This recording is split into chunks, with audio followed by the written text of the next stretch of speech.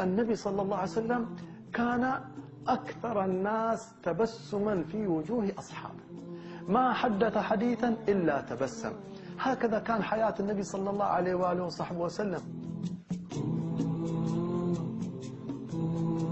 كان صلى الله عليه وسلم إذا تبسم تستنير الجدر، يعني أن نوره ونور وجهه صلى الله عليه وآله وصحبه وسلم يظهر حتى على الجدرات التي تكون حوله. وبعضهم وصف الحبيب صلى الله عليه وسلم أنه إذا سر فكأن الشمس والقمر يجريان في جبينه. هذا الوصف الجميل للشمس والقمر إشارة إلى نوره البهيج البارد بالرحمة بابتسامته اللطيفة صلى الله عليه وآله وصحبه وسلم. الجميل أن حياته صلى الله عليه وآله وصحبه وسلم كان يغلبها هذا الابتسام، يعني أنه كان في أكثر أحيانه عليه الصلاة والسلام مبتسم، حتى أن الصحابي يقول للصحابي جرير يقول: منذ أسلمت ما حجبني رسول الله صلى الله عليه وآله وسلم ولا رآني إلا تبسم. هذا مظهر عجيب، كيف إنسان تعرفه وتعاشر سنوات طويلة ولا يمكن أن يراك أو تقابله إلا وتتبسم في وجهه.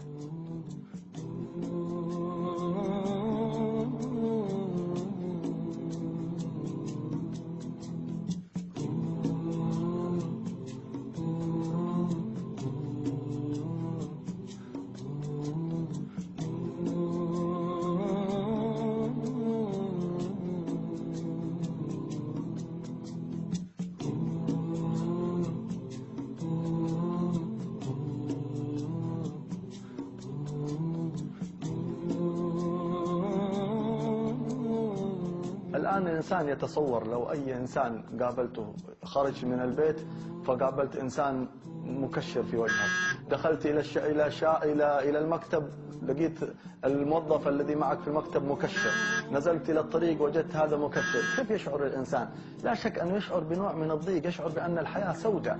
لكن لو تخيلنا لو أن الإنسان من أول ما استيقظ وجد زوجته مبتسمة، وعند الباب وجد البواب مبتسم، وفي الطريق وجد الناس تتصافح وتسلم على بعض بالابتسامات وتتبادل الابتسامات، كذلك إذا وصل إلى العمل مبتسم، لا شك أن هذا يبعث كثير من الروح. من الأشياء المهمة التي الناس ربما يغفلوا عنها أن الابتسامة ليست عادة، الابتسامة هي عبادة. النبي صلى الله عليه وآله وصحبه وسلم قال: تبسمك في وجه أخيك صدقة. من المواطن التي كان يضحك فيها النبي صلى الله عليه وسلم وكان يبتسم فيها كثير الحديث.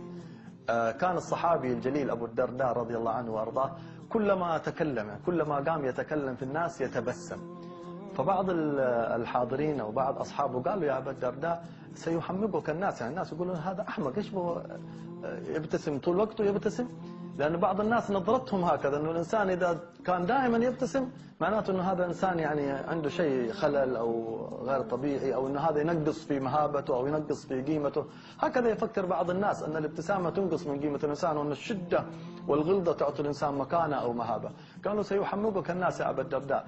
قال: إني رأيت رسول الله صلى الله عليه وسلم. هنا يوقف الإنسان عند القدوة. إني رأيت رسول الله صلى الله عليه وسلم ما حدث حديثا إلا تبسم. هذا الحديث يعطينا منفعتين عظيمة جدا. الأولى أن الابتسامة لا تنقص قيمة الإنسان، بل الابتسامة ترفع قيمة الإنسان.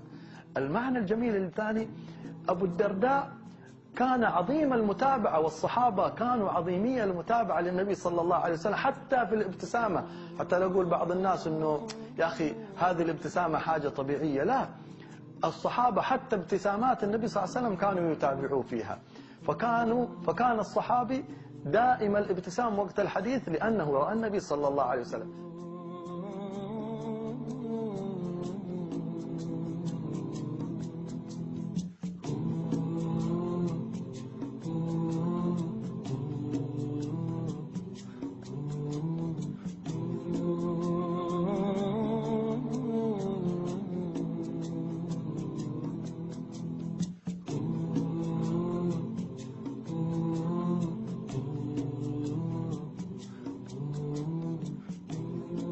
النبي صلى الله عليه وسلم الذي عاش حياته كلها مبتسم، لأصحابه، للنساء، للرجال، للأطفال، للكبار، للصغار. يوم وفاته أشد الأمراض مرت بالنبي صلى الله عليه وسلم، كان يوعك كما يوعك الرجلين، يعني كان التعب والشدة على النبي صلى الله عليه وسلم ضعف، كان في شدة المرض. تخيل في يوم الوفاة، يوم الاثنين، آخر يوم في حياة رسول الله صلى الله عليه وسلم، في صلاة الفجر، الصحابة في المسجد، أبو بكر الصديق يصلي بهم، وإذا رسول الله صلى الله عليه وسلم فتح الستار عن حجرته ونظر إلى الناس، يتصفح الناس، وتبسم صلى الله عليه وسلم. هذه الابتسامة العجيبة التي أسميها ابتسامة الوداع.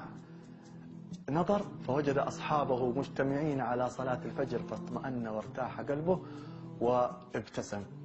فكان الصحابة، يقول بعض الصحابة ممن رأى تلك الابتسامة، يقول كدنا أن نفتتن في الصلاة، يعني كانوا هم مشتاقين للنبي صلى الله عليه وسلم، وابتسامة الحبيب صلى الله عليه وسلم جعلتهم خلاص كادوا أن يخرجوا من الصلاة من ابتسامته صلى الله عليه وآله وسلم.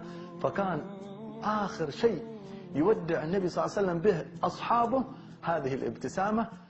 إذا أدرك الإنسان معنى هذه الابتسامة التي ابتسمها النبي صلى الله عليه وسلم بالحب لنا، سيعرف معنى يعيش عليه في حياته كله بالابتسامة النبوية المحمدية.